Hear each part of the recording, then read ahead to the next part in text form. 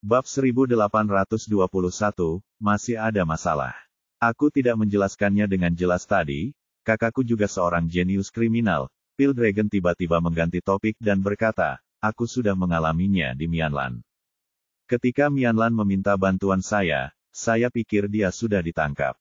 Padahal, saat itu, polisi setempat baru saja menerima laporan dan sedang bersiap untuk menyelidiki. Oh, mendengar ini, Zhao Yu langsung mengerti apa yang dimaksud naga pil. Sepertinya pembunuh legendaris Gu Mantong memang luar biasa. Dan Long menatap pasien di tempat tidur dan berkata, ketika saya mendengar tentang situasi ini, saran pertama saya adalah membantunya melarikan diri. Tapi, dia memberitahu saya, dia bilang dia tidak sengaja meninggalkan sidik jarinya di tempat kejadian dan mengabaikan kamera atau semacamnya. Dia terdengar sangat profesional. Dia juga bilang pernah terlibat kasus dan meninggalkan sidik jarinya. Jadi, begitu dia ditetapkan sebagai tersangka oleh polisi, dia akan dicari di seluruh dunia. Kau harus tahu, kekuatan pembunuh Gu Mantong itu kelas 1. Begitu berita ini tersebar, aku pun akan terlibat. Jadi, saya tidak punya pilihan selain menggunakan koneksi saya untuk menyuap polisi setempat. Setelah itu, meskipun saya tidak bertanya secara detail, saya bisa merasakan bahwa kakak saya adalah seorang jenius kriminal, kata Dan Long. Semua kasus yang dia lakukan di masa lalu tidak meninggalkan petunjuk apapun. Untuk mengurangi kemungkinan terbongkar, dia bahkan mencukur abis rambutnya setiap kali melakukan kejahatan, tanpa menyisakan sehelai rambut pun di tempat kejadian. Setiap kali sebelum melakukan kejahatan, dia selalu membuat rencana yang detail, termasuk rute, mobil, properti, dan sebagainya. Setiap kali dia melakukannya dengan sempurna, itulah mengapa kasus ini menjadi kasus nomor 1 yang belum terpecahkan di Asia Tenggara. Oh, Zhao Yu mengangguk tanpa suara. Dia setuju dengan Dan Long. Dia telah banyak membaca tentang kasus Gu Mantong, dan seperti yang dikatakan Dan Long, si pembunuh sangat berhati-hati sehingga dia hampir menjadi sesat. Tapi saya baru tahu kemudian, kata Dan Long. Dia juga saat Mianlan melakukan kejahatan itu. Penyakit Lou Gehrignya sangat serius. Selain saraf otak juga akan terpengaruh, menyebabkan kebingungan memori dan gejala buruk lainnya. Itulah sebabnya dia gagal di Mianlan dan meminta bantuan saya. Namun, saat itu, dia tidak tahu bahwa dia sudah sakit. Awalnya kupikir setelah mengirimnya ke Suwu, sebuah kota di Filipina, dia akan menahan diri. Tapi aku tidak menyangka dia akan mengincar orang yang mendukung Gu Mantong dari Suwu. Akhirnya, dia tak kuasa menahan diri untuk menyerang. Namun, karena penyakitnya yang semakin parah, dia melakukan banyak kesalahan, dan dia hampir dibunuh oleh korban. Namun, pada akhirnya, dengan koneksi saya tetap menggunakan uang untuk menyelesaikan masalah itu. Belakangan, saya tahu dia menderita penyakit ini. Penyakit ini tidak bisa disembuhkan. Sejak pertama kali saya mengetahuinya, saya sudah menduga dia akan menjadi seperti ini. Sambil berbicara, Dan Long menatap Bikun yang sedang berbaring di tempat tidur dengan ekspresi rumit dan ekspresi kesakitan. Ibu kota di Filipina, gumam Zhao Yu pada dirinya sendiri. Itu adalah kasus terakhir kedua dalam kasus Gu Mantong Le, dan pembunuhan ketua Mahasaya adalah yang terakhir, mungkinkah?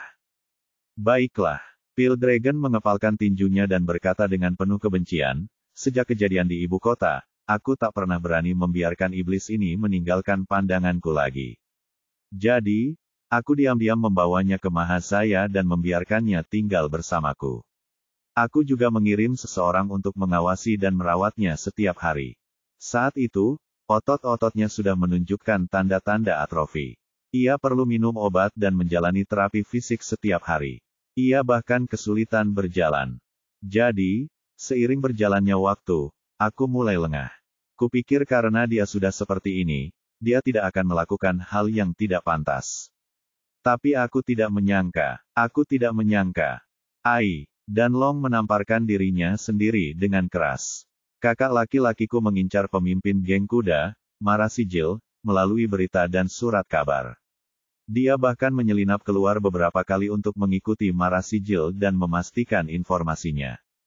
Dia benar-benar iblis. Kakakku sudah benar-benar dirasuki oleh Gu Mantong sampai-sampai dia kehilangan akal sehatnya.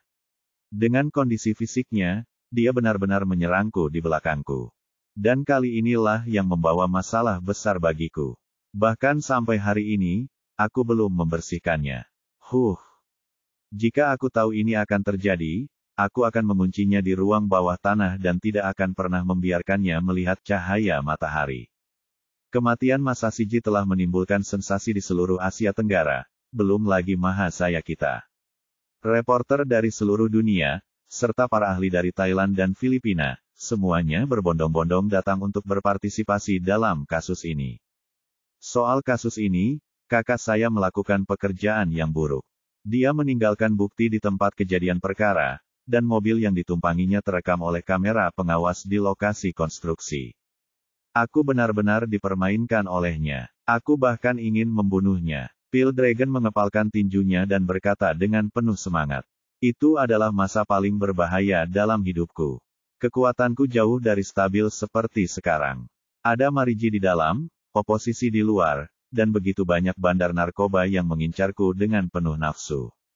Apa yang dilakukan kakak laki-lakiku benar-benar mengikat hidupku padanya.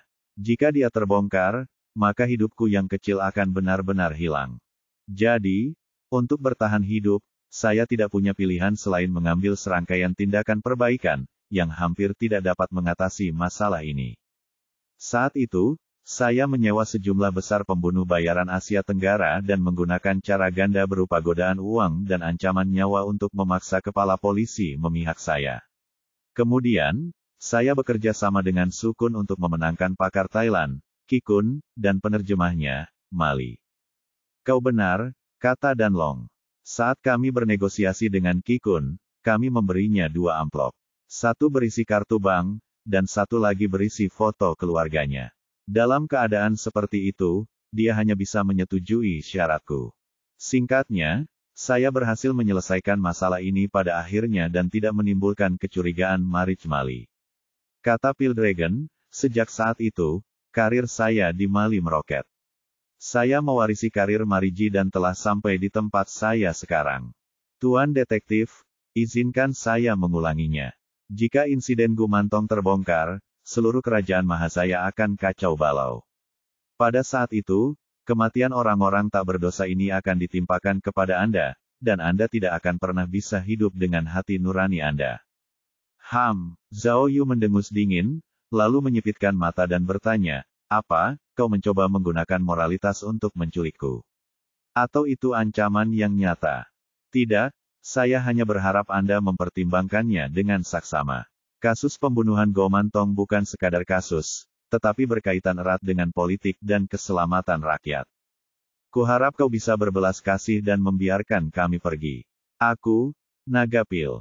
Zhao Yu mengangkat tangannya dan berkata, jangan terburu-buru mengajukan kasus ini. Izinkan saya mengajukan beberapa pertanyaan terlebih dahulu, lalu kita bisa membahas bagaimana menyelesaikannya.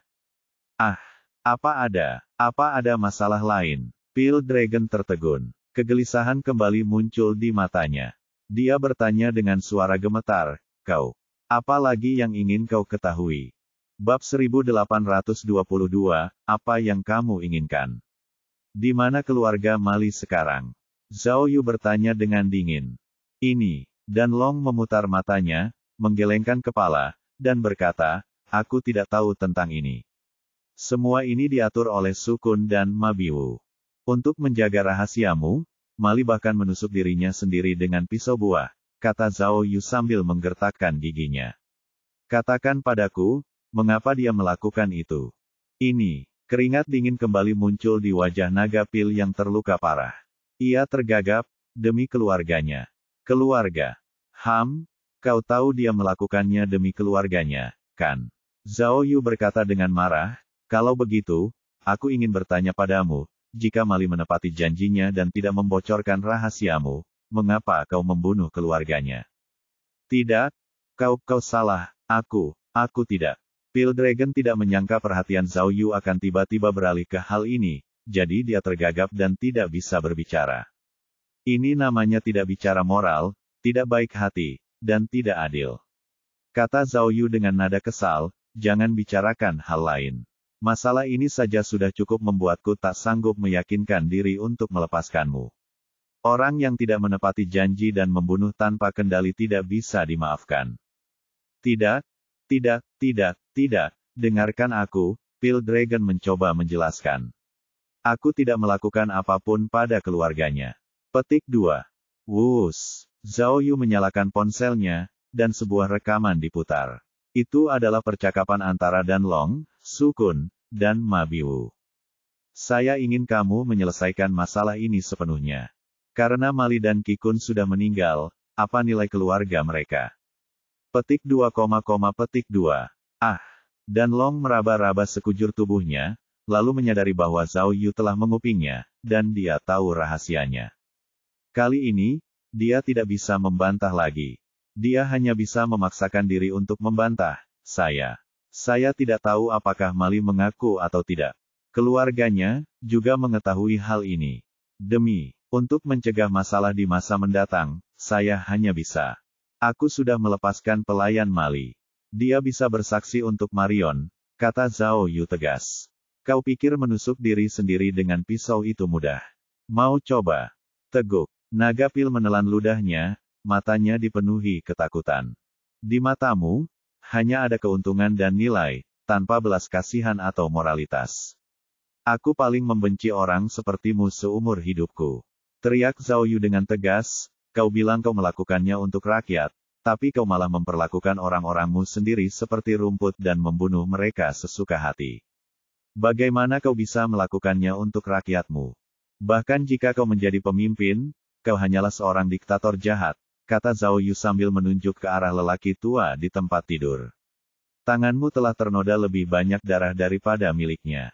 Cukup. Dan Long tiba-tiba membelalakan matanya dan berteriak pada Zhao Yu, kau sama sekali tidak mengerti politik. Kalau mau reformasi, harus ada pengorbanan. Kalau mau melakukan hal besar, jangan pedulikan hal sepele. Orang Tionghoa, kau benar. Tapi aku ingin bertanya, apa hubunganmu dengan orang-orang yang dibunuh saudaraku? Marge, Qi Kun, dan Mali. Apa hubungan mereka denganmu? Apakah kau memaksaku hari ini untuk mencari keadilan bagi orang-orang ini? Haha, Pale Dragon tertawa terbahak-bahak. Tidakkah kau pikir kau ikut campur urusan orang lain? Petik 2. Bagus, sekarang setelah kau tahu kebenarannya, kau telah menyelesaikan misi detektifmu. Apa selanjutnya? Pale Dragon memamerkan giginya dan berkata, apa lagi yang kau inginkan? Apa kau akan mengungkap kami? Membiarkan Mahasaya jatuh ke dalam kekacauan? Atau, apakah kamu akan membawa aku dan saudaraku ke negara lain untuk diadili? Kenapa kau tidak langsung saja mengeksekusi kakakku dan aku di tempat dan membunuh kami? Apa ini sudah cukup? Katakan padaku, apa yang kamu inginkan? Zhao Yu berpikir sejenak, lalu mengulurkan jarinya dan berkata, aku masih punya pertanyaan kecil. Cukup. Pale Dragon hampir gila. Ia langsung meraung marah, dari mana kau dapat begitu banyak pertanyaan? Aku sudah menceritakan semua yang ingin kau ketahui tanpa basa-basi. Apa itu belum cukup? Mau apa lagi? Gila banget. Ini, Pak. Sebelum Dan Long sempat menyelesaikan kalimatnya, Zhao Yu menamparkan wajahnya. Dan Long terhuyung, dan tubuhnya membentur peralatan medis di tempat tidur, membuat kekacauan. Zhao Yu tidak berkata apa-apa, tetapi meninju Dan Long lagi, lalu menginjak telapak tangan Dan Long yang terluka untuk kedua kalinya. Kali ini, ia menginjaknya lebih keras dari sebelumnya, dan bahkan menghentakkannya beberapa kali. Naga Pil berguling-guling di tanah kesakitan, seluruh tubuhnya berkedut. Ia segera menepuk tanah dengan tangannya yang lain dan memohon dengan keras, tanya, kau tanya, cepat tanya. Asal aku tahu, aku akan menceritakan semuanya padamu. Setelah itu, Pale Dragon bahkan mulai menangis. Saya punya pertanyaan kecil, kata Zhao Yu, sambil menginjak telapak tangannya dengan puas. Mengenai insiden Prancis, itu pasti perbuatanmu sendiri, kan? Petik 2. Anda sengaja membunuh orang-orang Prancis itu untuk menjebak pihak oposisi, lalu bergabung dengan militer Prancis untuk melakukan operasi pembersihan besar-besaran terhadap pihak oposisi. Kita tidak hanya menjaga rahasia kasus Gumantong, tetapi kita juga bisa memanfaatkan kesempatan itu untuk melenyapkan lawan, membunuh dua burung dengan satu batu. Tidak, tidak, tidak, tidak. Naga Pil bergidik dan meraung. Ini kecelakaan. Seberani apapun kita tidak akan berani bermain seperti ini. Setelah hal semacam ini diselidiki, itu akan menjadi bencana bagi kita. Orang Prancis tidak bodoh. Masih berpura-pura. Zhao Yu mencubit kakinya lagi dan bertanya dengan galak, kamu bilang sebelumnya bahwa insiden Prancis akan berjalan sesuai rencana, dan kita hanya perlu menemukan seseorang untuk bernegosiasi dengan mereka. Ya, aku memang mengatakannya. Tapi rencana awalku adalah memanfaatkan insiden ini sebaik-baiknya dan menjanjikan keuntungan bagi Prancis agar mereka bisa membantu kita melenyapkan pihak lawan, jawab Dan Long dengan nada kesakitan. Hanya itu yang kumaksud. Percayalah, aku tidak berbohong. Kau bisa menyelidikinya. Dan Long membuka mulutnya dan berkata dengan cemas, Departemen Intelijen kita telah menemukan siapa yang merencanakan serangan itu. Kalau kau tidak percaya, aku bisa menunjukkan dokumennya. Oposisi? Mereka benar-benar oposisi. Oh, Zhao Yu mengangguk pelan. Sepertinya kali ini dia tidak berbohong. Ledakan reporter Prancis itu mungkin benar-benar kecelakaan. Jadi, Zhao Yu akhirnya menarik kembali kakinya dan melihat telapak tangan Dan Long yang terluka parah dan berdarah. Pada saat itu, serangkaian langkah kaki dan suara seseorang menodongkan pistol terdengar dari luar. Dari suaranya saja, orang bisa tahu bahwa tim bersenjata lengkap telah tiba dan mengepung seluruh rumah besar. Setelah mendengar ini, Dan Long memuntahkan seteguk darah dan berkata kepada Zhao Yu, Tuan Detektif, bisakah kita membahas ini lagi? Asalkan kau berjanji menjaga rahasiaku, aku pasti akan menjamin keselamatanmu, bagaimana? Lalu, ia memasang wajah tegas. Kalau kau tidak setuju, lebih baik aku mati bersamamu hari ini daripada membiarkan rakyatku terjebak dalam perang gara-gara pembunuh Gumantong. Aku akan menggunakan kematianku untuk mempertahankan harga diriku. Petik 2. Tidak. Zhao Yu menggelengkan kepalanya dan berkata, perwakilan Naga Pil, kau terlalu banyak berpikir. Hari ini, aku tidak hanya ingin keluar dengan selamat, tapi aku juga ingin membawamu dan pembunuh Gumantong ini pergi. Aku detektif, dan Ying Luomu ditahan. Bab 1823, bagaimana kau menangkapku? Kau, Naga Pil hampir gila. Dia menahan rasa sakit yang luar biasa dan berkata, kau orang yang menarik. Kamu masih sangat sombong bahkan di saat seperti ini, benarkah? Pada saat itu, langkah kaki di luar pintu semakin cepat. Jelas bahwa orang-orang di luar telah mengepung ruang rahasia dan hendak menyerbu masuk. Dan Long, kata Zhao Yu, kau telah membunuh begitu banyak orang. Meskipun kau punya alasan sendiri, kau tidak menghargai nyawa manusia. Kau harus bertanggung jawab atas perbuatan jahatmu sendiri. Aku tahu, kata Zhao Yu. Aku tidak punya hak untuk menghakimi, tapi ada keadilan di dunia ini, dan mahazayamu juga tidak terkecuali. Jadi, aku akan mengungkap kejahatanmu ke publik, dan membiarkanmu dan pembunuh terkenal Gumantong mendapatkan pengadilan yang adil. Kau, Naga Pil tergeletak di tanah dengan ekspresi tak percaya. Kau sudah diambang kematian dan kau masih ingin menghakimiku. Kau benar-benar menarik. Begitu orang-orangku datang, kau akan dihajar sampai babak belur. Memangnya kenapa kalau kau ganti muka? Apa kau pikir kau bisa lolos kali ini? Apa kau pikir kau masih bisa lolos bersama kakakku dan aku? Orang gila, dia benar-benar gila. Petik 2. Zhao Yu memandang Dan Long dengan jijik, lalu menunjuk ke pintu ruang rahasia dan berkata, hari ini, aku akan menunjukkan kepadamu bagaimana aku bisa membawamu keluar dari ruangan ini dengan aman. Bukalah matamu lebar-lebar dan lihatlah. Lalu, Zhao Yu berjalan ke pintu dan menekan tombol. Pintu pun terbuka secara otomatis. Lagi pula, dia tidak hanya tidak menggunakan alat seperti mesin penyamaran atau rompi anti peluru, tetapi dia juga tidak menyandera Dan Long atau Bikun. Dia hanya berdiri di pintu, memandang dunia dari bawah. Dan Long melirik ke arah tempat tidur dan berpikir, begitu anak buahnya menyerbu masuk, dia akan langsung memerintahkan mereka untuk menembak Zhao Yu, lalu dia akan bersembunyi di balik tempat tidur. Namun, ketika pintu terbuka, Pale Dragon tercengang. Orang-orang yang memegang senjata di luar pintu bukanlah anak buahnya, melainkan sekelompok kecil prajurit pasukan khusus berseragam kamuflase dan helm anti huru-hara. Pale Dragon tahu bahwa pasukannya tidak memiliki peralatan seperti itu. Orang-orang ini bukan anak buahnya. Ini, Pale Dragon terkejut dan kepalanya berdengung. Detik berikutnya, sesuatu yang lebih mengejutkan terjadi. Pemimpin pasukan khusus melepas helmnya dan memberi hormat kepada Zhao Yu. Prajurit pasukan khusus itu adalah seorang Eropa berambut pirang, berkulit putih, dan bertubuh kekar serta tinggi. Ia juga seorang wanita berambut keriting. Namun, kepala wanita itu terbungkus perban, jadi dia pasti terluka. Astaga, Zhao Yu terkejut ketika melihat wanita itu. Senior, bukankah kamu bekerja terlalu keras?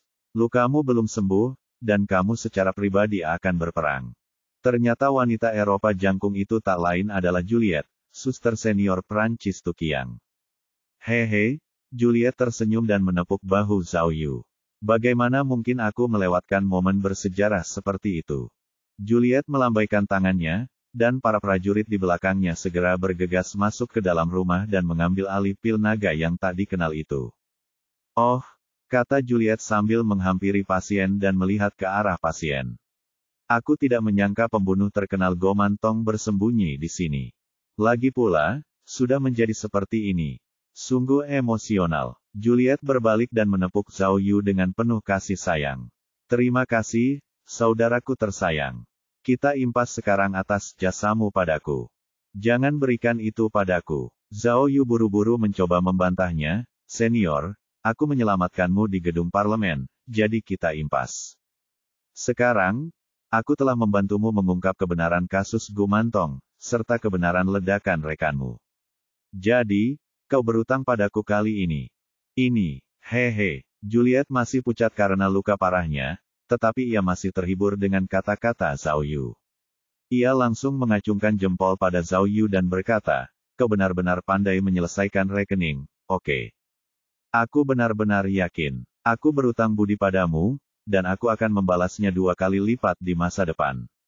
Tidak apa-apa. Lebih tepatnya begitu, Zhao Yu mengangguk puas, lalu menghitung dengan jarinya dan berkata, bonus, dan kehormatan menjadi warga Paris yang baik, kalian tidak boleh melewatkannya. Oke, Juliet menyatukan kedua tangannya dan membungkuk pada Zhao Yu. Aku akan membiarkan presiden kita memberikan penghargaannya kepadamu secara langsung, oke.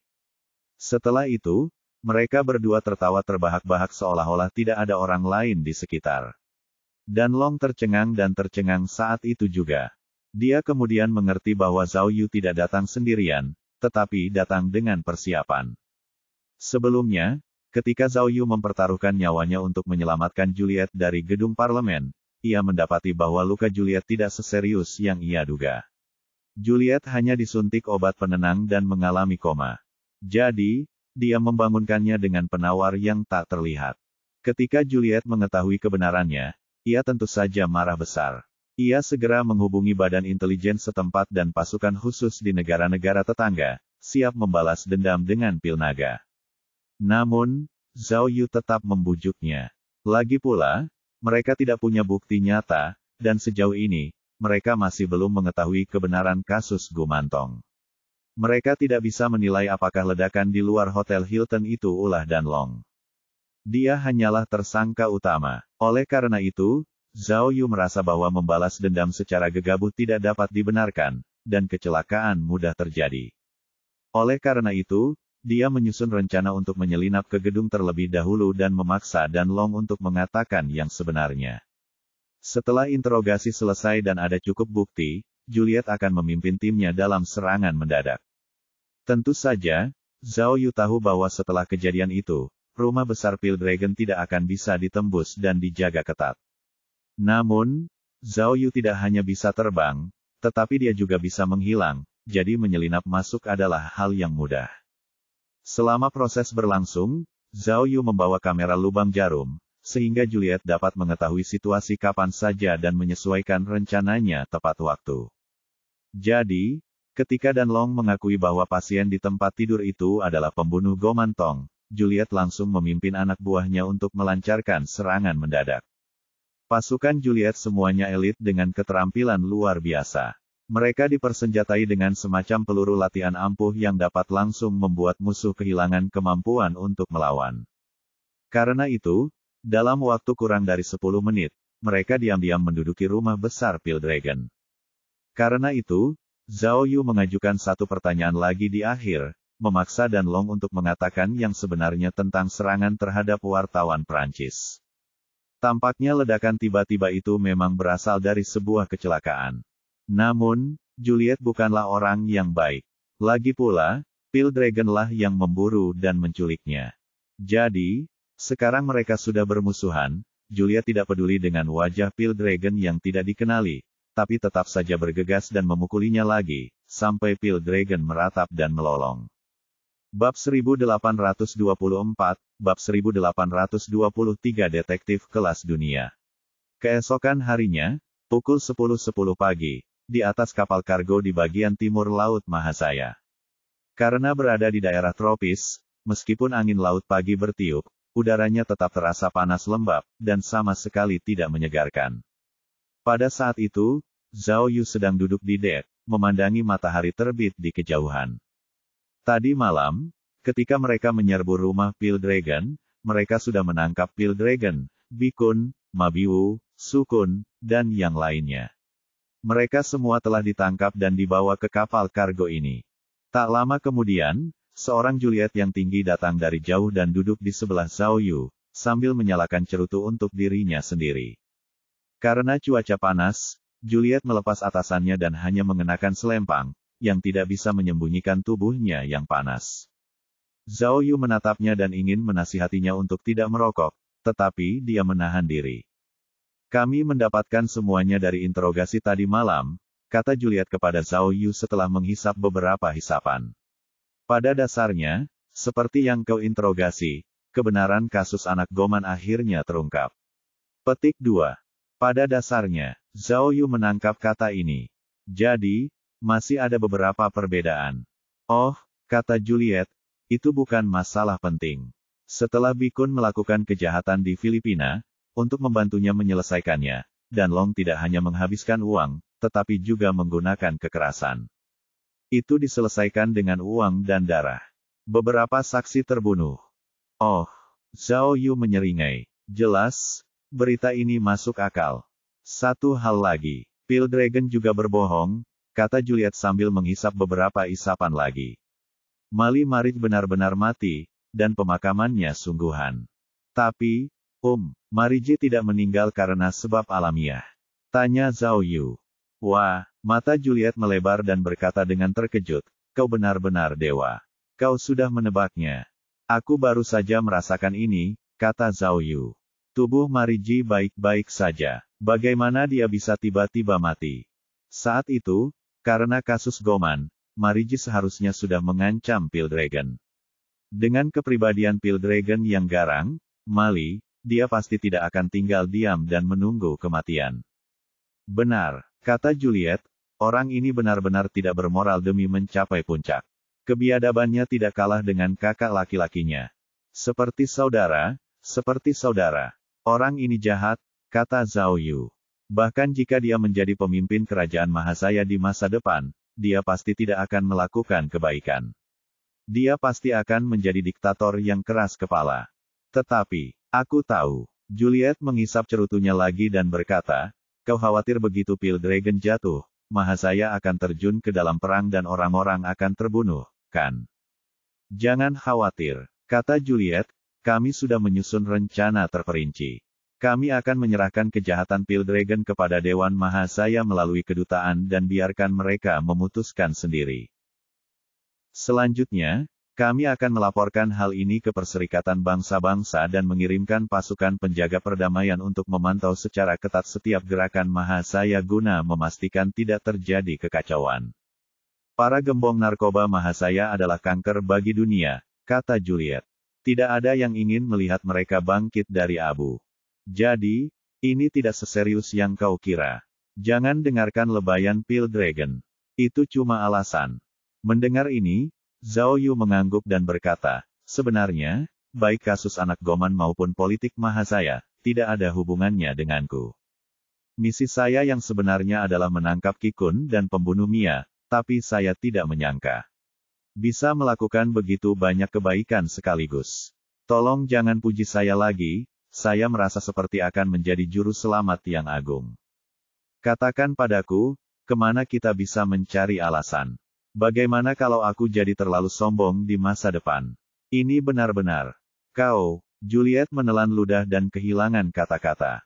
Jelas, dia tidak siap menghadapi sikap tak tahu malu Zhao Yu. Namun, meskipun Zhao Yu begitu sombong, Juliet tidak bisa menahan diri untuk berkata. Aku tidak bisa melihat menembusmu lagi, kata Juliet sambil mendesah. Kamu bisa bicara bahasa Melayu, bahasa Inggris, bahasa Perancis, dan bahkan, di rumah dosa di Afrika, kamu.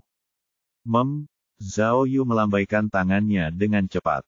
Kadang-kadang, aku juga berpikir bahwa aku seorang jenius bahasa, begitu jeniusnya sampai-sampai aku terlalu jenius.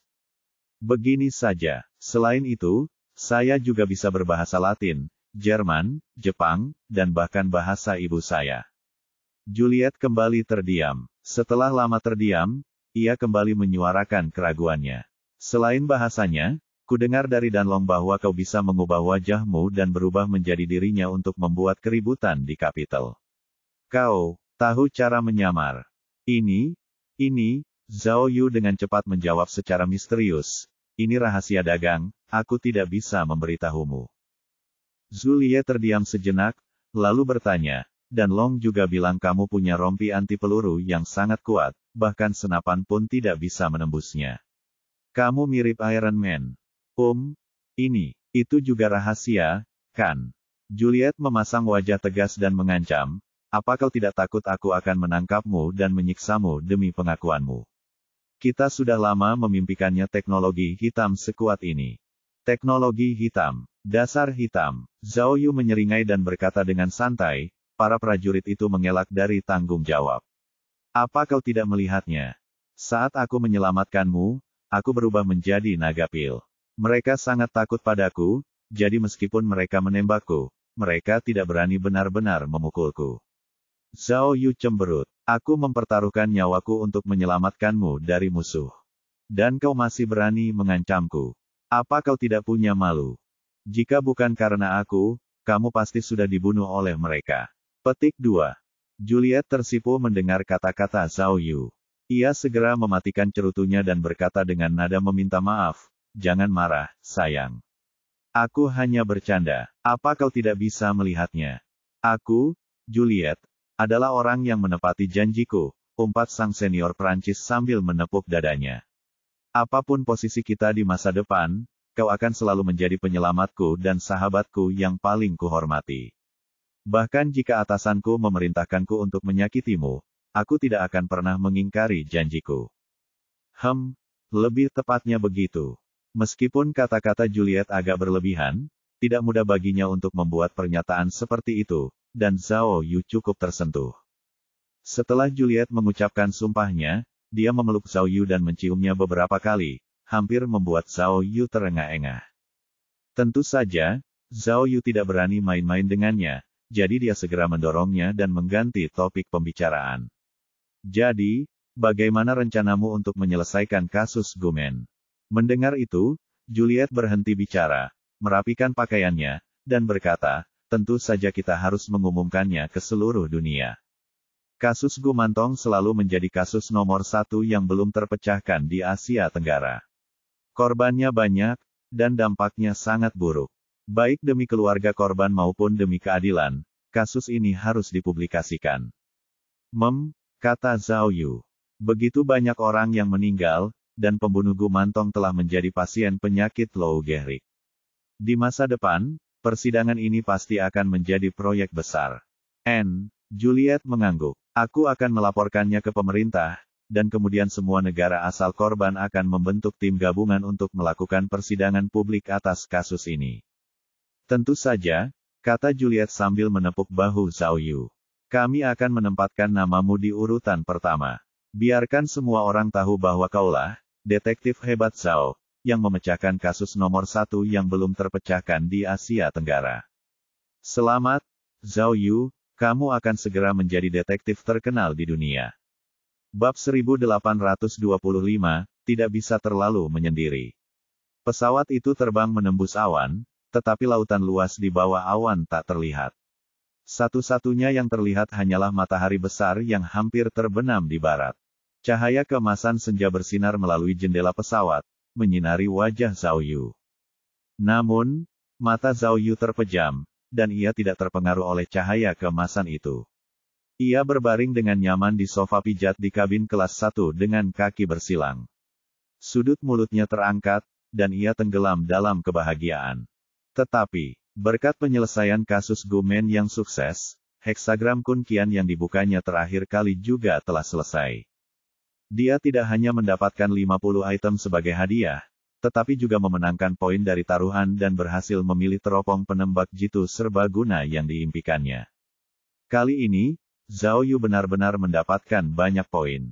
Total poinnya mencapai 79.720 poin yang mencengangkan, dan dia sangat dekat dengan targetnya, yaitu 100.000 poin. Zhao Yu memperkirakan bahwa dengan heksagram super besar lainnya, ia seharusnya dapat meningkatkan sistemnya lagi. Dia bertanya-tanya fungsi baru apa yang akan muncul dalam sistem setelah pembaruan berikutnya. Akankah ada lebih banyak lagi item yang menantang surga? Soal perangkat, Zhao Yu juga sangat terkejut. Ia tidak hanya memenangkan teropong penembak jitu serbaguna, tetapi sistem juga menghadiahinya perangkat yang sama, yang berarti ia kini memiliki 2 perangkat. Selain itu, ia juga memperoleh perangkat canggih seperti pakaian antariksa tak terlihat dan bola evakuasi darurat. Barang-barang umum lainnya seperti alat terbang dan jubah tembus pandang juga diperoleh. Dari segi perangkat ofensif, ia juga memiliki banyak perangkat yang kuat, seperti pisau pemotong tak terlihat, tongkat listrik tak terlihat, granat kejut tak terlihat, dan sebagainya. Tentu saja, di antara 50 alat itu, ada juga beberapa alat baru, seperti pil emetik tak terlihat yang bisa membuat orang muntah, pil tak terlihat untuk gangguan pendengaran, dan sebagainya. Semua ini cukup untuk dipelajari Zhao Yu sebentar. Namun, sangat disayangkan bahwa, sejak Zhao Yu menggunakan satu-satunya detektor kebohongan tak terlihat, alat itu tidak muncul di antara perangkat lain yang dimilikinya. Tapi Zhao Yu tidak peduli dengan penyesalan kecil ini. Lagi pula, detektor kebohongan itu bukan lagi bug yang sangat kuat seperti dulu. Dengan berbagai batasan, alat itu tidak seefektif sebelumnya. Pada akhirnya, sistemnya sama seperti sebelumnya. Begitu heksagram mutasi Kunqian selesai, area pembukaan heksagram langsung memasuki periode beku. Kali ini, area heksagram akan dibekukan selama 30 hari. Dia baru bisa membuka heksagram lain setelah 30 hari. Sudah sebulan penuh. Zhao Yu menatap antarmuka sistem, memikirkan rencana masa depannya. Pada saat itu, Ding Lan menepuk Zhao Yu dari samping dan cemberut. Kakak ipar, mengapa aku merasa ada sesuatu yang tidak kau katakan padaku? Petik 2. Kau tahu, kita harus membuat laporan saat kita kembali. Bagaimana kalau kau ceritakan lebih detail lagi? Aku terus merasa ada yang salah. Bukankah ini agak terlalu aneh? Ayo, Zhao Yu dengan tidak sabar memalingkan wajahnya ke sisi jendela kapal, dan matahari kebetulan menyinarinya. Ia merasa sedikit silau, jadi ia segera menutupi wajahnya dengan tangannya dan berkata, sudah kukatakan ribuan kali, sudah kukatakan semua yang terjadi setelah kita berpisah. Tidak buruk sama sekali. Kau benar-benar berani masuk ke gedung parlemen mereka. Apa kau benar-benar tahu cara menyamar? Ding Lan penasaran. Kau tidak mengarangnya, kan? Apakah itu rencana Juliet, dan kau hanya pengikutnya? Hei, kau harus mengatakan yang sebenarnya padaku. Kalau tidak percaya, tanya saja Juliet, kata Zhao Yu sambil mengerutkan kening.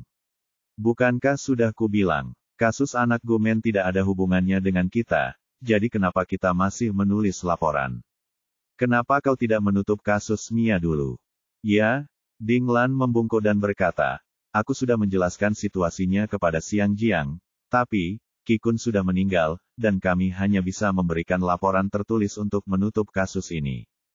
Tidak masalah, kata Zhao Yu. Saya yang terlibat, jadi saya akan menulis laporan terperinci tentang masalah ini. Jika pihak Thailand ingin menyelidiki, mereka bisa datang dan menemui saya langsung.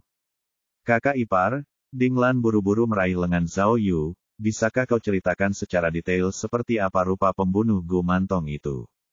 Menurut data resmi, ada 26 korban. Tapi, kalau kita hitung musuh pertama yang dia bunuh, bukankah totalnya 27 orang? Dinglan mendesah.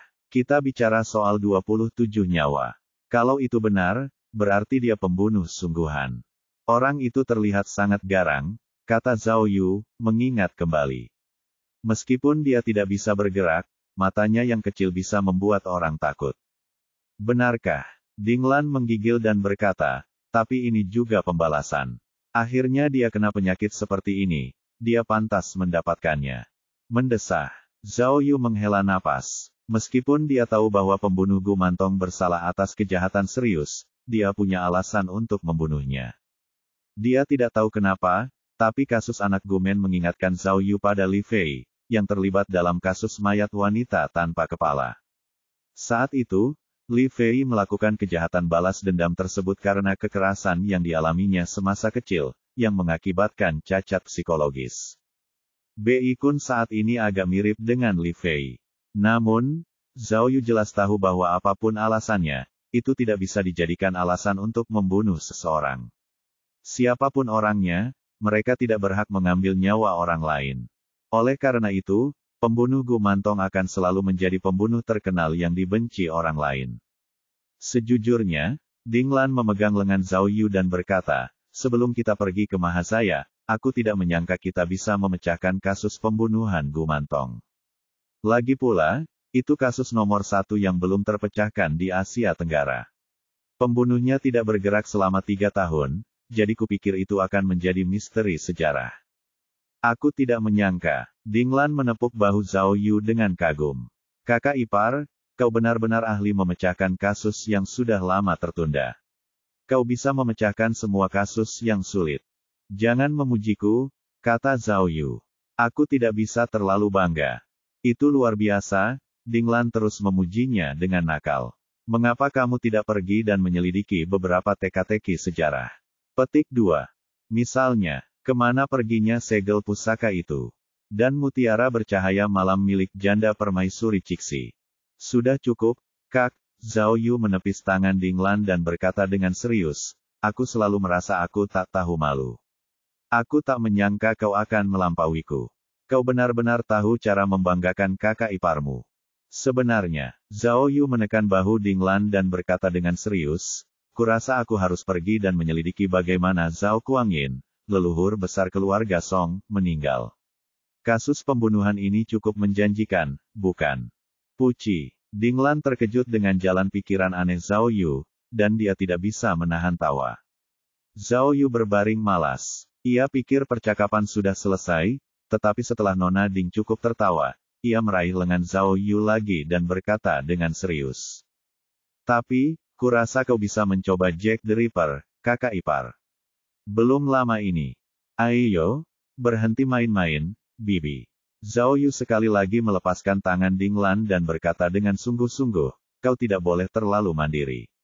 Kita tinggalkan beberapa kasus yang belum terpecahkan untuk dunia.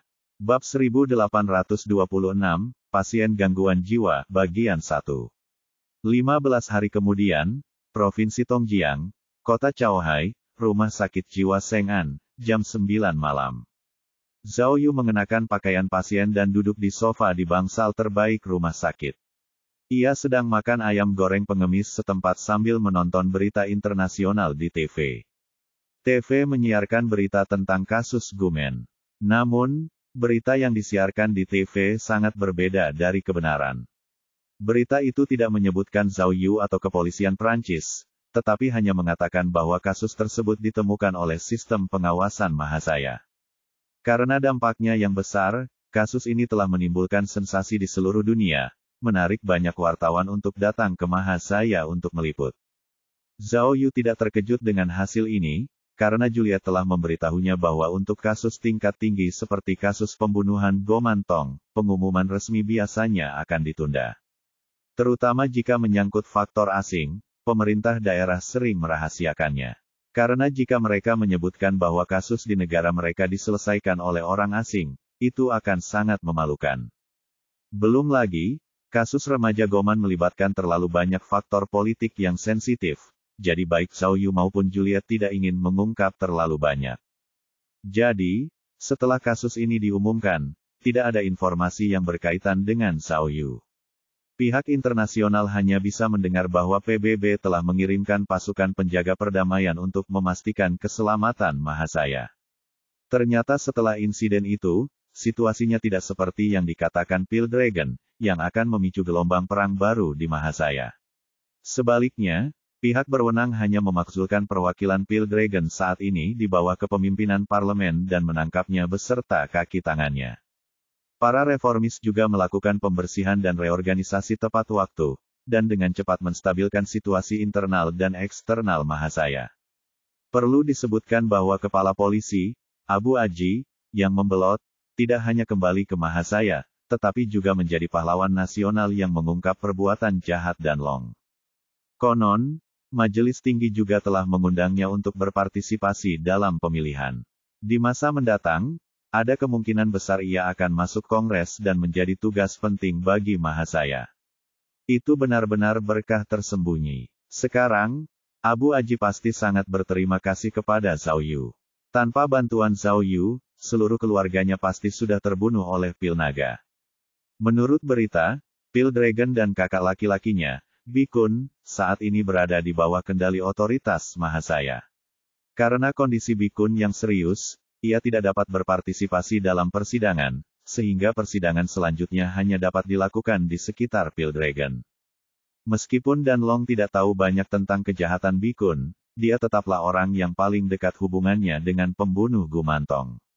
Selain itu, karena kasus remaja Goman melibatkan banyak orang dan negara, kepolisian Mahasaya juga menghubungi semua negara terkait untuk mengirimkan agen khusus guna melakukan persidangan lebih lanjut. Dengan demikian, kasus pembunuhan berantai Gu Man-tong yang telah meresahkan kepolisian Asia Tenggara selama lebih dari 1 dekade akhirnya berakhir. Zhao Yu cukup puas dengan hasilnya. Dia tahu bahwa tidak ada salahnya jika para petugas tidak mengungkapkan namanya. Itu bisa menyelamatkannya dari banyak masalah. Selain itu, meskipun tidak ada pengumuman resmi, dari perspektif internal, hal itu sama sekali tidak memengaruhi kebangkitan Zhao Yu. Juliet sudah mengungkapkan bahwa Zhao Yu adalah pahlawan dalam memecahkan kasus anak Goman. Di dunia detektif internasional, Zhao Yu sudah menjadi detektif kelas dunia. Dalam beberapa hari terakhir, Yusuf dari Timur Tengah dan JK dari Kosovia telah mengirimkan ucapan selamat kepada Zhao Yu, mengucapkan selamat kepadanya atas keberhasilannya memecahkan kasus pembunuhan Go Man-tong dan menjadi detektif kelas dunia. Dia bahkan membicarakan bisnis dengan Zhao Yu. Dia ingin menjadi agen internasional Zhao Yu dan mengatur agar Zhao Yu pergi ke berbagai negara untuk menyelesaikan kasus-kasus sulit, agar Zhao Yu bisa menghasilkan banyak uang di masa depan. Melalui telepon, Yusufu membanggakan bahwa bayaran untuk Zhao Yu setidaknya 1 juta euro, dan kurang dari itu tidak bisa dinegosiasikan. Zhao Yu menggigit paha ayam itu. Saking lezatnya, ia menggigitnya hingga tulang ayamnya hancur. Kau ingin mempekerjakanku, detektif hebat Zhao, hanya dengan 1 juta yuan. Pikirnya dengan nada menghina. Lelucon apa ini? Dengan statusku saat ini, setidaknya aku harus menambahkan beberapa syarat, hehehe. Zhao Yu masih asyik bermain ketika teleponnya tiba-tiba berdering. Dia membukanya dan melihat bahwa itu adalah pacarnya, Miao Ying. Dia segera menyekat tangannya yang berminyak dan menjawab telepon. Halo, sayangku. Setelah panggilan tersambung, suara Miao Ying yang bersemangat terdengar dari ujung telepon yang lain. 3 as. Aku tidak mempermalukanmu, detektif Zhao yang hebat. Aku lulus. Luar biasa, luar biasa. Mata Zhao Yu melebar dan ia berteriak gembira. Aku tahu kau takkan kesulitan. Ayahmu sudah lama mengatakan bahwa ia percaya pada kemampuanmu. Ia hanya takut kau akan berada dalam bahaya, jadi ia sengaja meremehkanmu dulu. Senang sekali kau lulus. Itu artinya, kau bisa segera menjalankan misi bersamaku. Tidak, kata Miao Ying. Saya lulus ujian, tetapi masih ada beberapa sesi pelatihan penting setelah itu, yang akan memakan waktu sekitar 1 bulan, dan ada juga tugas magang setelah itu. Ketika aku lulus semua ujian, aku akan bisa menjadi asisten detektif hebat Zhao. Petik 2. Keren. Keduanya sudah naik level. Teriak Zhao Yu bersemangat. Nanti, kita pasti bisa naik level. Wahahaha. Ngomong-ngomong, Miao Ying tiba-tiba teringat sesuatu dan bertanya, bagaimana kabarmu? Kamu sudah di rumah sakit jiwa selama 9 hari. Ada kemajuan? Mendengar pertanyaan Miao Ying, Zhao Yu tiba-tiba menundukkan kepalanya. Ternyata dia tidak tinggal di rumah sakit jiwa untuk bersenang-senang. Dia punya misi penting. Ngomong-ngomong soal ini, harusnya dimulai dari akhir kasus anak Gumen. Setelah Zhao Yu dan Ding Lan kembali ke Xiangjiang dan bertemu dengan tim investigasi khusus, mereka pertama-tama menghubungi kepolisian Thailand, yang bertanggung jawab atas kasus pembunuhan Mia, di bawah pengaturan Dinas Rahasia dan Divisi Kriminal, untuk membantu mereka menyelesaikan proses pasca investigasi dan pengumpulan bukti. Setelah itu, mereka menutup kasus Guman Tong palsu sebelum meninggalkan Xiangjiang dan kembali ke divisi kriminal untuk melapor. Namun, sebelum ini, Zhao Yu telah memikirkan kasus khusus, memuar pembunuhan. Jadi, sebelum pergi, Zhao Yu menghubungi petugas Wang Ken di Yaoming untuk menanyakan perkembangan kasus ini. Namun, setelah bertanya, Zhao Yu langsung berubah pikiran dan mengajukan permohonan ke divisi kriminal untuk mengubah penerbangan ke Yaoming. Meskipun divisi kriminal telah mengirimkan tim investigasi khusus untuk membantu penyelidikan kasus tersebut, penyelidikan kasus tersebut masih sulit dan belum mengalami banyak kemajuan. Alasannya adalah karena tersangka, Nong Zifa, yang menulis memoir pembunuhan tersebut, telah meninggal dunia. Memoir pembunuhan tersebut tidak ditulis secara detail, dan banyak detail yang tidak dapat dijelaskan. Sejauh ini, dari 13 pembunuhan keji yang ia gambarkan, hanya beberapa yang terkonfirmasi.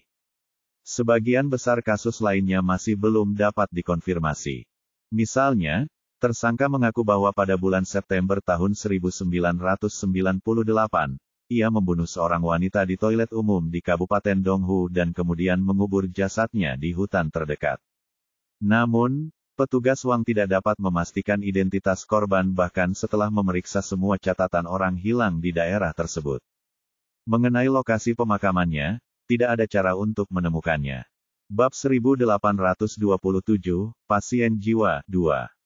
Selain tidak ditemukannya jenazah dan adanya orang hilang yang sesuai dengan ciri-ciri, masih banyak hal yang mencurigakan dalam kasus ini. Misalnya, tersangka, Nong Zifa, mengklaim dalam memoarnya bahwa pada bulan September tahun 1999, ia menyerang seorang korban perempuan di luar bioskop di Chaohai dan membuatnya pingsan. Setelah itu, dia menyeret korban ke alam liar, memperkosanya, dan membunuhnya sebelum menguburnya di tempat. Menurut catatan, wanita itu tingginya 1,7 meter, mengenakan mantel panjang coklat dan sepatu hak tinggi merah.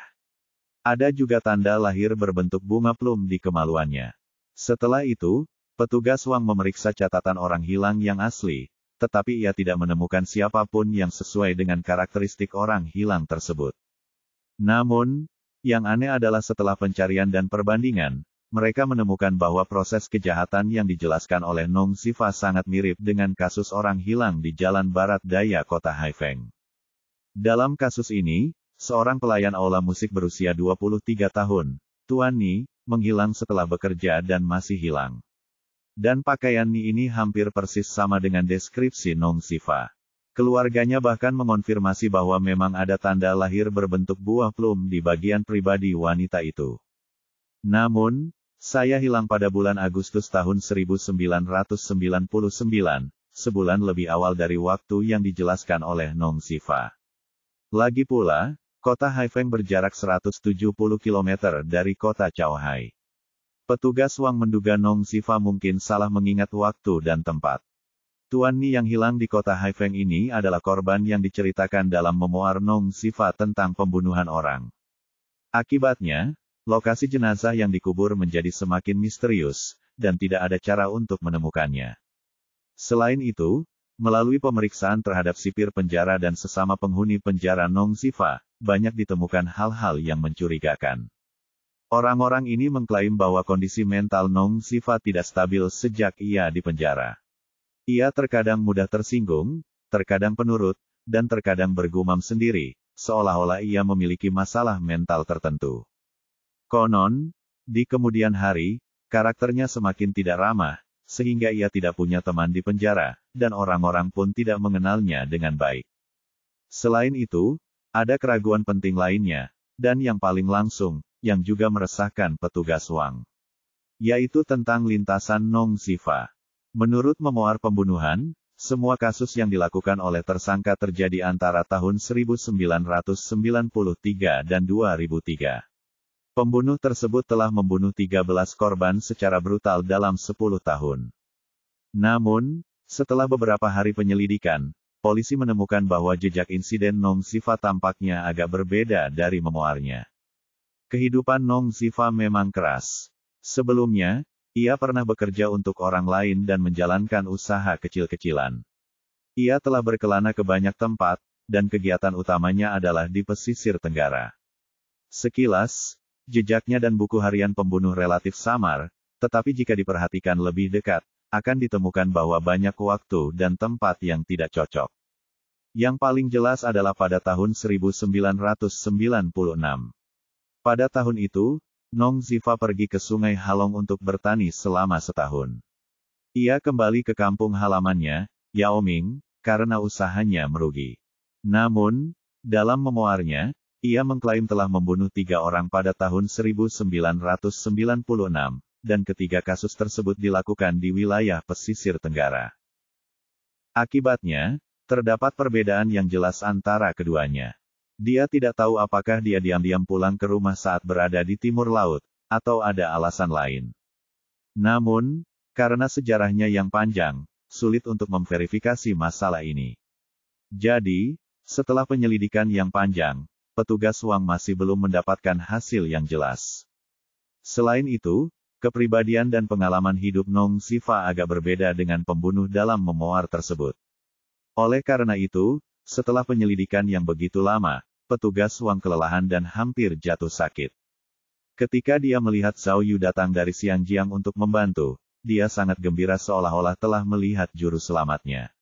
Dia tidak berani membuang waktu sedetik pun dan menjelaskan semua detail penyelidikan kepada Zhao Yu.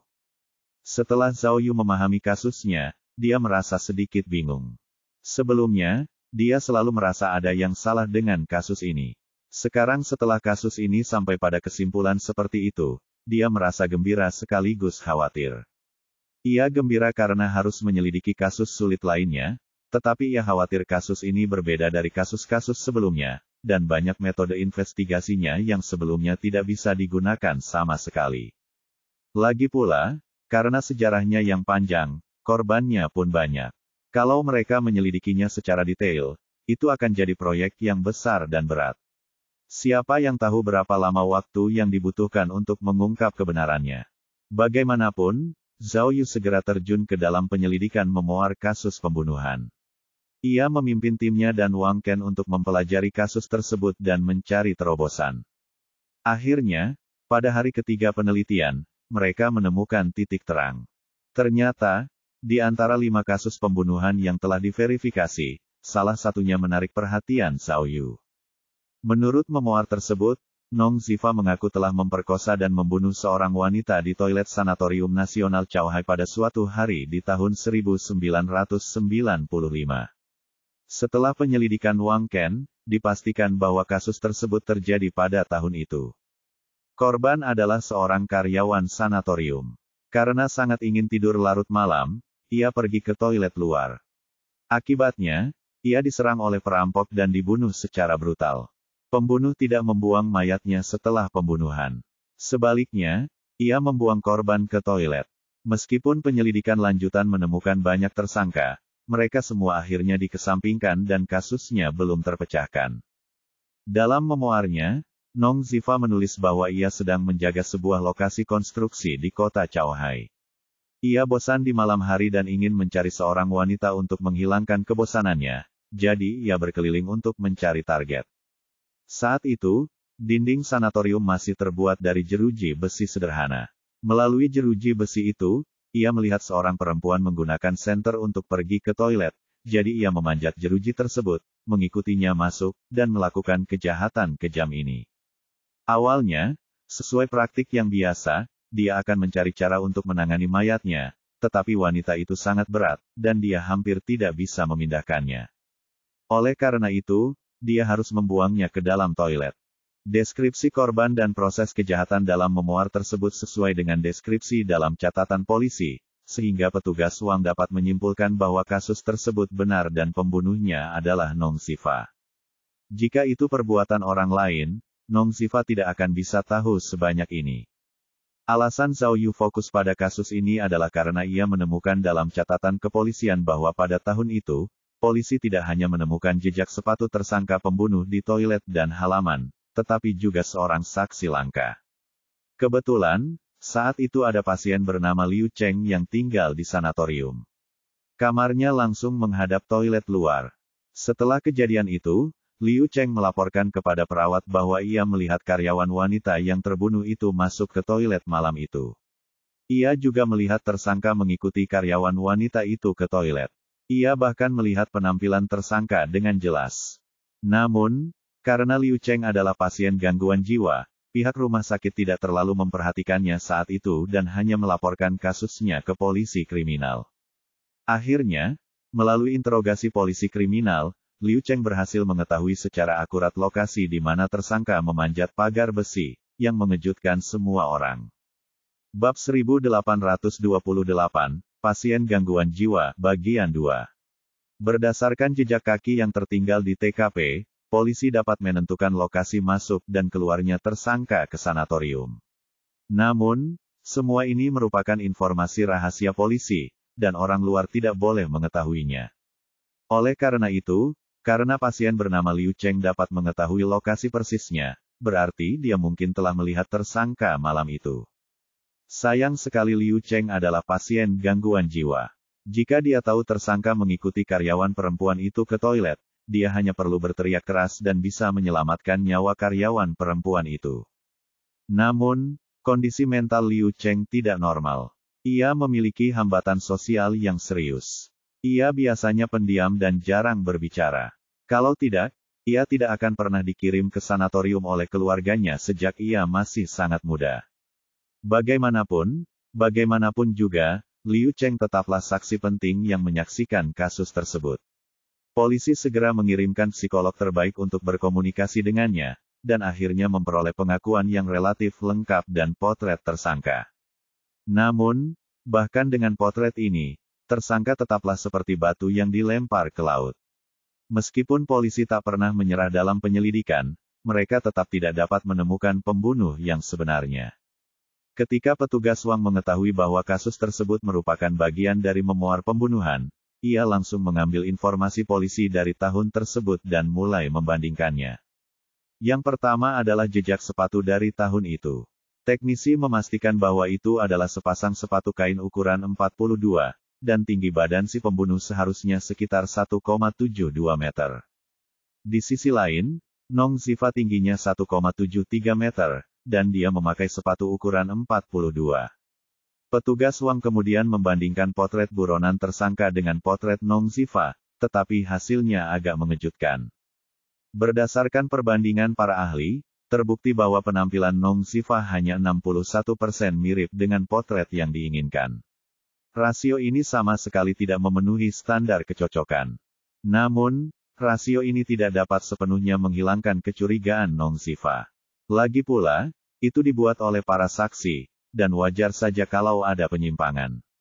Namun, sekarang setelah mereka memiliki memoir Nong Sifa tentang pembunuhan orang, situasinya jelas berbeda. Zhao Yu berpikir bahwa selama dia mengambil foto Nong Sifa dan bertanya pada Liu Cheng, jawabannya akan jelas. Sayang sekali meskipun Liu Cheng masih hidup, kondisinya sudah memburuk. Dia sekarang tinggal di rumah sakit jiwa Sengan, Chaohai. Setiap hari, selain makan, minum, dan buang air kecil, dia akan pergi ke taman sanatorium dan memandangi bunga-bunga di taman itu seharian. Kadang-kadang, meskipun hujan, dia tetap keluar membawa payung. Perilakunya sungguh tidak biasa. Wang Ken telah mengirim seseorang untuk mengunjunginya dengan foto Nong Zifa, tetapi Liu Cheng tidak mengatakan sepatah kata pun, seolah-olah dia telah kehilangan kemampuan berkomunikasi sama sekali. Menurut perawat rumah sakit, Liu Cheng bukan tidak bisa bicara. Ia hanya tidak bisa berkomunikasi dengan orang lain secara normal dan mengisolasi diri. Oleh karena itu, polisi harus kembali dengan tangan kosong. Tanpa pengakuan Liu Cheng, mustahil untuk menentukan apakah pembunuh sebenarnya dalam kasus ini adalah Nong Zifa sendiri. Jadi, Zhao Yu merasa perlu mengerahkan lebih banyak upaya pada Liu Cheng untuk melihat apakah dia bisa memberikan petunjuk baru untuk kasus ini. Karena itu, ia berpura-pura menjadi pasien gangguan jiwa dan dirawat di rumah sakit jiwa. Ia mencoba mendekati Liu Cheng sebagai pasien dan menanyakan apa yang diinginkannya. Ngomong-ngomong, misi semacam ini cukup aneh. Jika itu penjahat, Zhao Yu pasti punya cara untuk membuatnya bicara, tapi menghadapi pasien gangguan jiwa, dia tidak tahu harus mulai dari mana. Sejak dirawat di rumah sakit jiwa, Zhao Yu selalu berusaha mendekati Liu Cheng. Namun, seperti yang ditunjukkan informasi tersebut, Liu Cheng memperlakukan Zhao Yu seperti udara, mengabaikannya sepenuhnya. Bahkan ketika Zhao Yu berinisiatif untuk memulai percakapan dengannya, dia tidak menyadarinya dan tidak bereaksi. Secara logika, ketika orang biasa melihat situasi ini, mereka hanya bisa memikirkan cara lain. Tapi Zhao Yu berbeda. Dia orang yang pantang menyerah sampai mendapatkan apa yang diinginkannya. Dia melihat Liu Cheng berjongkok di taman setiap hari memandangi bunga-bunga, dan itu terasa seharian penuh. Dia hanya tinggal di taman setiap hari dan memandangi bunga-bunga setiap hari seperti Liu Cheng. Dia bahkan tidak merindukan hujan. Selama Liu Cheng memandangi bunga-bunga, dia juga akan memandangi bunga-bunga itu. Dia bertanya-tanya apakah dia dapat menemukan bahasa yang sama dan membuat Liu Cheng berbicara jika dia meniru Liu Cheng. 1 hari, 2 hari, 3 hari. Setelah beberapa hari, Zhao Yu merasa seperti akan gila. Namun, Liu Cheng masih memperlakukan Zhao Yu seperti udara dan mengabaikannya. Begitulah, Zhao Yu tinggal di rumah sakit jiwa selama 9 hari, dan sampai hari ini, dia masih belum mendapatkan hasil. Menurutku, kata Miao Ying melalui telepon, kalau kamu merasa pekerjaanmu terlalu melelahkan, aku tidak keberatan kalau kamu dirawat di rumah sakit jiwa. Tapi, kalau kau mau menyelidiki kasus ini, kurasa kau hanya membuang-buang waktu saja. Miao Ying berkata terus terang, aku tahu kau bekerja keras menangani pasien gangguan jiwa karena kau ingin membuktikan bahwa Nong Zifa bukanlah penulis asli memoir itu, dan pembunuhnya adalah orang lain, kan? Yah, Zhao Yu mengangguk, cemberut. Aku hanya berpikir Nong Zifa sangat mirip dengan Kang Siking. Kepribadian mereka tidak cocok, dan jalan hidup mereka juga tidak cocok. Kurasa meskipun dia pembunuhnya, kemungkinan besar ada kaki tangan dalam kasus ini. Miao Miao, meskipun Nong Zifa sudah mati, jika ada kaki tangan dalam kasus ini, sifat kasusnya akan berbeda. Apa kau tidak mengerti? Sekarang, sebagian besar mayat tidak dapat ditemukan, dan sebagian besar kasus tidak dapat dibuktikan. Jika memang ada kaki tangan, maka kita dapat menghapus ketidakadilan bagi para korban yang telah meninggal.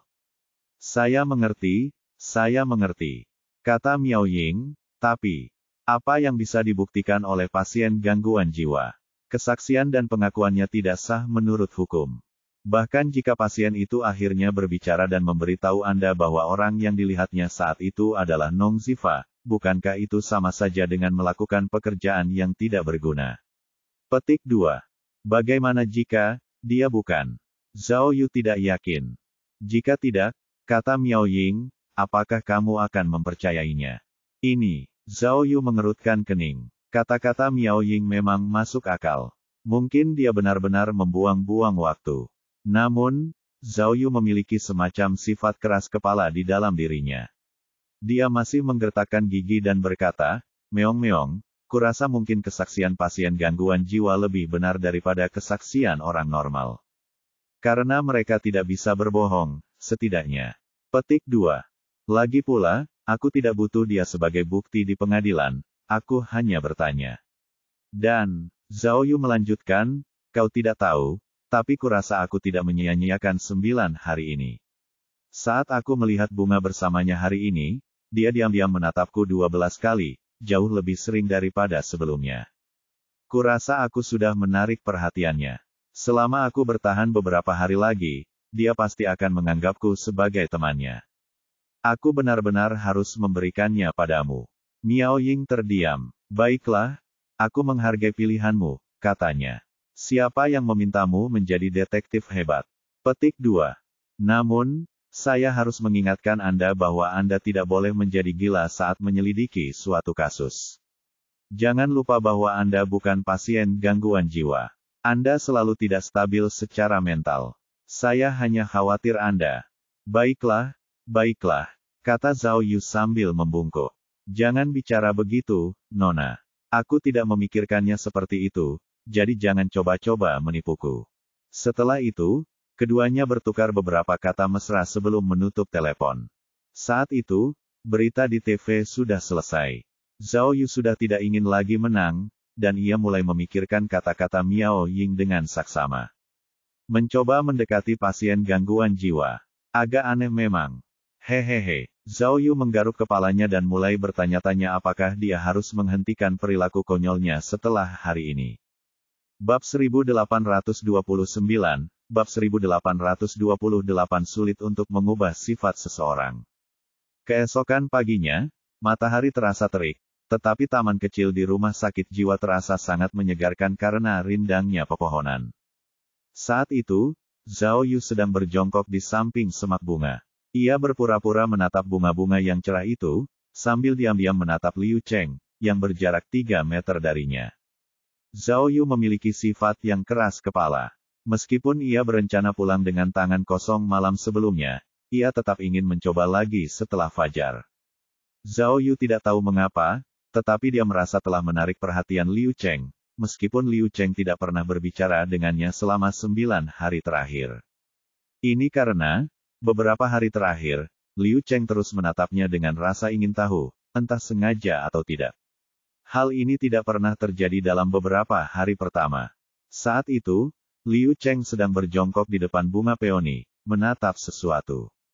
Seperti sebelumnya, Liu Cheng memperhatikan dengan serius, dan sesekali bergumam, seolah-olah sedang berbicara dengan bunga itu. Zhao Yu mencoba mendengarkan, tetapi Liu Cheng tidak bersuara, jadi dia tidak tahu apa yang sedang dibicarakan. Demi menarik perhatian Liu Cheng, Zhao Yu menirunya dan juga menggerakkan bibirnya ke arah bunga itu. Ia seperti pasien rumah sakit jiwa, tetapi Liu Cheng tetap mengabaikannya. Waktu berlalu, dan dalam sekejap mata, sudah pukul 10 malam. Tak lama kemudian, seorang perawat akan datang untuk mengajak Liu Cheng makan siang. Saat ini, Zhao Yu merasa energinya hampir habis. Sepertinya dunia batin Liu Cheng telah sepenuhnya tertutup, dan tidak ada cara untuk membukanya. Mungkin mustahil untuk mendapatkan kesaksiannya saat itu. Miao Ying benar, tidak ada gunanya terus seperti ini. Jadi, Zhao Yu harus berdiri dengan kecewa, menepuk-nepuk lumpur di lututnya, dan bersiap untuk pergi. Karena terlalu lama berjongkok, Zhao Yu merasa darah di kakinya tidak mengalir lancar, dan kakinya mati rasa.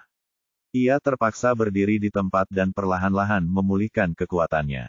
Siapa yang tahu bahwa saat ia mulai melambat, sebuah pikiran tiba-tiba terlintas di benaknya. Itu benar, apakah aku tidak bodoh?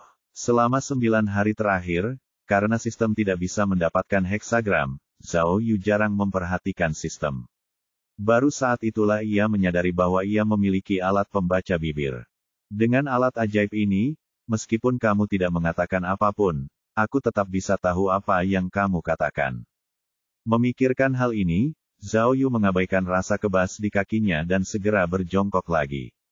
Kemudian, ia mengeluarkan alat pembaca bibir dan menggunakannya pada Liu Cheng. Saatnya menyaksikan keajaiban. Ketika alat pembaca bibir digunakan, tampilan di otak Zhao Yu tiba-tiba dipenuhi kode yang tidak jelas. Sialan, Zhao Yu sangat terkejut sampai ingin mengutuk. Sepertinya dunia orang gila benar-benar tidak bisa dipahami, bahkan alat sihir pun tidak bisa diuraikan.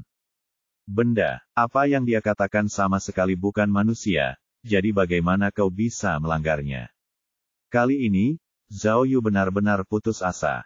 Bukan hanya putus asa, tetapi juga sedikit mudah tersinggung. Ia merasa bahwa dirinya, seorang detektif hebat, telah dipermalukan oleh seorang pasien gangguan jiwa. Dia tidak tahu apakah itu amarah atau kemarahan. Saat itu juga, kepala Zhao Yu memanas. Ia menyingkirkan segala upaya menahan diri selama bertahun-tahun dan mengulurkan tangan untuk mengambil batu dari bawah bunga. Ia lalu mengangkat tangannya dan membidik Liu Cheng, siap untuk memukul. Aku. Namun, Zhao Yu berbeda dari sebelumnya. Setelah mengangkat batu itu, ia menjadi tenang dan segera berhenti. Ia begitu ketakutan hingga berkeringat dingin. Apa yang terjadi? Zhao Yu menggigil, menatap batu di tangannya, dia tak bisa menahan rasa takut. Aku detektif hebat, kan?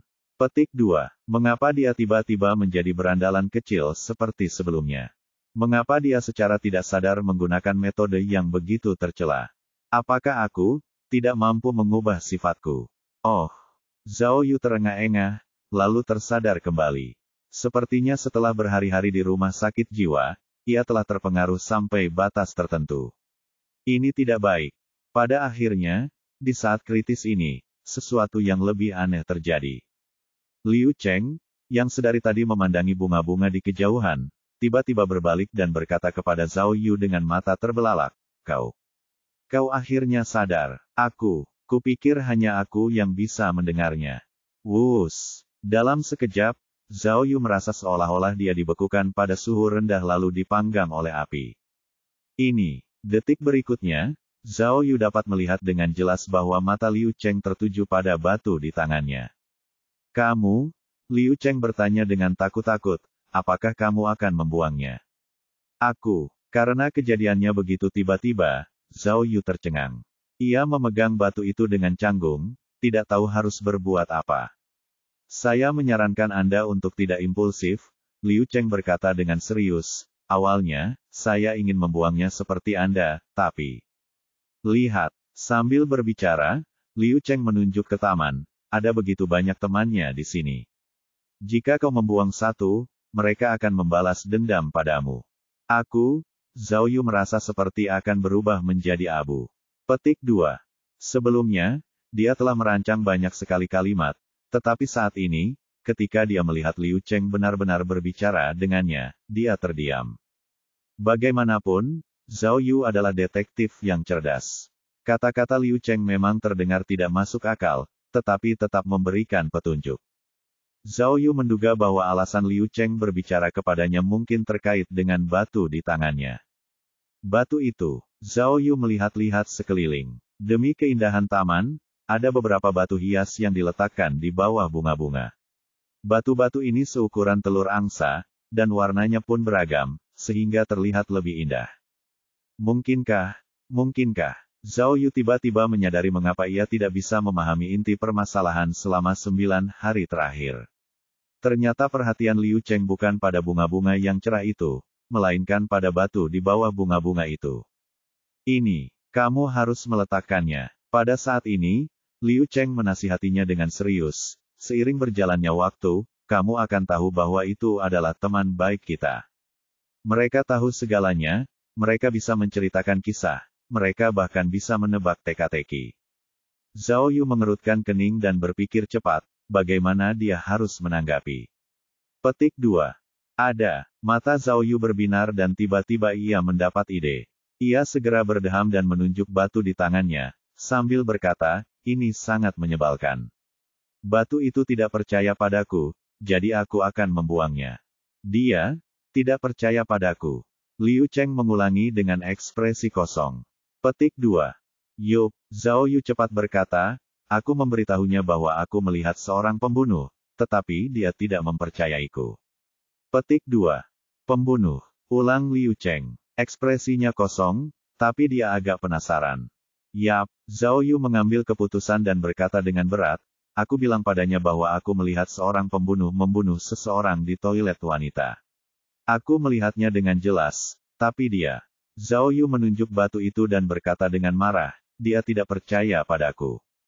Dia bersikeras bahwa bukan aku yang melihat pembunuhnya, tapi kamu. Lalu, Zhao Yu menunjuk Liu Cheng. Karena tidak percaya diri, pergelangan tangannya terus gemetar. Petik 2, petik 2. Saat itu, Liu Cheng mengangkat alisnya seolah sedang memikirkan sesuatu. Setelah berpikir beberapa detik, ia berkata, pembunuh, aku melihatnya. Toilet wanita, ya, seseorang terbunuh di toilet wanita. Orang yang terbunuh adalah perawatku. Wah, Zhao Yu sangat bersemangat, tapi dia tetap jual mahal. Mustahil, kau sudah lama lupa seperti apa rupa pembunuhnya, kan? Aku ingat. Mata Liu Cheng melebar dan dia berkata dengan yakin. Itu hebat. Zhao Yu dengan cepat mengeluarkan foto Nong Zifa dan memegangnya di depan Liu Cheng, sambil bertanya, lihat, bukankah ini orangnya? Petik 2. Liu Cheng memperhatikan foto itu dengan saksama, lalu melakukan gerakan yang mengejutkan Zhao Yu. Dia menggelengkan kepalanya dengan keras dan berkata dengan yakin, bukan, itu bukan Ying Luo. Bab 1830, tempat paling menakutkan.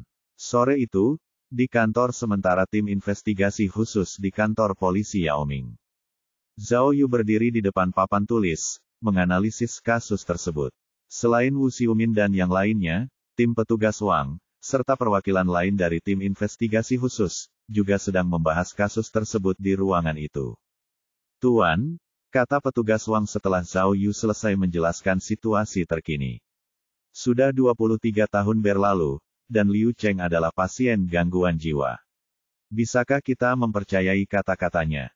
Dia bisa dipercaya, Zhao Yu berkata dengan yakin, justru karena dia pasien gangguan jiwa, dia bisa mengingatnya lebih jelas daripada orang kebanyakan. Juga, untuk membuktikannya, dia menceritakan secara rinci tentang situasi tahun itu. Dia bahkan ingat kartu identitas polisi dari kepolisian kriminal yang sedang menangani kasus itu saat itu. Jadi, kurasa dia tidak salah ingat. Pembunuh dalam kasus sanatorium kemungkinan besar bukan Nong Zifa sama sekali. Tidak, Cui Lizu cemberut. Siapa lagi? Kalau bukan dia pembunuhnya, bagaimana mungkin dia tahu begitu banyak detail? Bahkan jika itu bukan dia, Wu Xiumin menganalisis. Hubungan antara pembunuh dan Nong Zifa pasti tidak biasa. Mungkin pembunuh yang sebenarnya memberitahu Nong Zifa semua detail ini. Bos, Ran Tao bertanya pada Zhao Yu, bagaimana menurutmu? Mengapa ini terjadi? Mungkinkah pembunuh sebenarnya dalam memoir itu bukan Nong Zifa? Tapi, bagaimana Anda menjelaskan kasus-kasus yang sudah dibandingkan? Petik 2. Zhao Yu merenung cukup lama, tetapi tidak berbicara. Petugas Wang berkata, jika kita menganalisis data, kita hanya bisa sampai pada satu kesimpulan. Nong Zifa mungkin punya rekan yang sepemikiran, dan 13 kasus dalam memoir itu mungkin bisa diselesaikan oleh mereka. Lalu, mereka berdua berbagi, dan akhirnya, Nong Zifa menulis memoir. Petugas Wang menganalisis, dengan cara ini, kita dapat menjelaskan situasi di mana lintasannya tidak cocok. Ketika Nong Zi dikirim ke timur laut, kaki tangannya masih berada di tenggara. Kasus ini seharusnya ditangani oleh mereka berdua. Pantas saja ada perbedaan metode pembunuhan dalam kasus-kasus ini. Polisi tidak pernah menganggap bahwa orang-orang ini adalah hasil kerja seorang pembunuh berantai. Tidak, kurasa tidak. Zhao Yu tiba-tiba mengajukan keberatan dan bertanya kepada petugas Wang, ambil saja kasus sanatorium. Meskipun ada saksi, polisi hanya menemukan jejak sepatu. Tidakkah menurutmu ada yang salah dengan itu? Ada masalah apa? Petugas Wang bukan satu-satunya yang bingung. Pembunuhnya tidak memakai topeng, jadi Liu Cheng melihat wajahnya dan meninggalkan jejak kakinya, kata Zhao Yu. Jadi, sekilas, kasus ini tampak seperti ide spontan dari si pembunuh. Dia melihat seorang wanita pergi ke toilet di tengah malam, jadi dia masuk untuk memperkosa dan membunuhnya. Tapi, Zhao Yu merentangkan tangannya. Aku sudah melihat catatan kasusnya. Di mana sidik jarinya? Tidak. Di mana Jing Ye? Juga tidak ada apa-apa. Aku tidak mengerti. Apa yang terjadi? Kau bahkan tidak punya esensinya. Bagaimana kau bisa menilai itu kuat dan tajam? Petugas Wang segera menjawab, dokter forensik memastikan bahwa pembunuh mengenakan kondom berdasarkan karakteristik korban. Mereka juga menemukan jejak parafin dan etanol, yang membuktikan bahwa pembunuh mengenakan kondom. Mana rambutnya? Zhao Yu melanjutkan, dia tidak mendapatkan intisarinya, tapi dalam situasi yang begitu intens, si pembunuh bahkan tidak kehilangan sehelai rambut pun. Ini, Ken Wang terdiam. Hanya ada dua alasan untuk ini. Zhao Yu mengacungkan dua jari.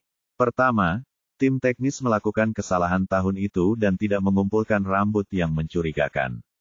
Kedua, si pembunuh mengambil tindakan perlindungan yang ketat dan mencukur rambut di bawahnya terlebih dahulu. Semua orang mendengarkan dengan saksama. Ruangan itu hening. Kalau yang pertama, mungkin bisa dimengerti. Tapi, kata Zhao Yu, kalau yang kedua, maka masalah ini tidak sesederhana itu. Itu artinya si pembunuh tidak datang begitu saja, tapi sudah siap. Zhao Yu berkata dengan penuh semangat, coba pikirkan, perilaku si pembunuh ini tampak berani dan gila, tapi seluruh proses kejahatannya sangat teliti. Inilah bagian paling menakutkan dari kasus ini. Ini, semua orang berusaha sekuat tenaga untuk mengikuti irama Zhao Yu. Petik 2. Pembunuh itu tahu bagaimana kita menangani kasus, kata Zhao Yu. Dia tahu meninggalkan jejak kaki saja tidak akan jadi masalah besar. Tapi, dia tidak bisa meninggalkan rambut, sidik jari, atau esensi. Lihatlah memoir Nong Zifa tentang kasus pembunuhan di sanatorium. Meskipun deskripsinya sesuai dengan TKP, dia tidak menyebutkan sepatah kata pun tentang detail tersembunyi. Jadi, aku punya alasan untuk curiga, kata Zhao Yu, bahwa Nong Zifa hanya diperalat oleh seseorang, dan mengenai catatan kasus pembunuhan itu, kemungkinan besar ada pembunuh sungguhan lainnya. Wus! Setelah Zhao Yu selesai berbicara, kantor menjadi sunyi, dan semua orang merasakan hawa dingin menjalar di tulang punggung mereka. Setelah sekian lama, Cui Lizulah yang pertama bicara. Bos, ini terlalu sulit dipercaya, kan? Kalau pembunuh sebenarnya orang lain, lalu apa hubungannya dengan Nong Zifa? Pembunuh yang sebenarnya mungkin menyadari bahwa penyakit Nong Zi tidak dapat disembuhkan, jadi dia menjanjikan beberapa keuntungan dan membuatnya menanggung kesalahannya sendiri, menjadi pembunuh berantai yang brutal. Tapi, Ran Tao mengajukan keberatan.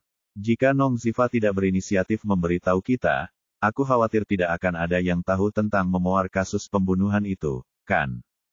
Petugas Wang merenung sejenak, lalu berkata, mungkinkah si pembunuh mengetahui bahwa dirinya telah terbongkar, sehingga ia menjadikan Nong Zifa sebagai kambing hitam. Sayang sekali Nong Zifa sudah meninggal, Ran Tao menghela napas. Jika kita tahu lebih awal, mungkin tidak akan terlalu merepotkan. Saya tidak bisa memberitahu Anda situasi spesifiknya, kata Zhao Yu. Kesimpulan saya sendiri tidak dapat diandalkan, tetapi kita dapat memperluasnya ke arah ini.